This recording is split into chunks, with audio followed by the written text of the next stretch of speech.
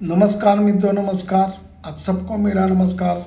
मेरा नाम अश्विन वैद्य है। आज मैं आपको अच्छी बातें सुनाने जा रहा हूँ दोस्ती के बारे में। तेरी दोस्ती की तारीफ जुबान पर आने लगी है। तेरी दोस्ती की तारीफ जुबान पर आने लगी है। तुझसे दोस्ती करके जिंदगी मुस्कुराने लगी है। यह मेरी दोस्ती थी या तेरी अच्छाई, मेरी हर सांस से तेरे लिए दुआ आने लगी है। मेरी हर सांस से तेरे लिए दुआ आने लगी है।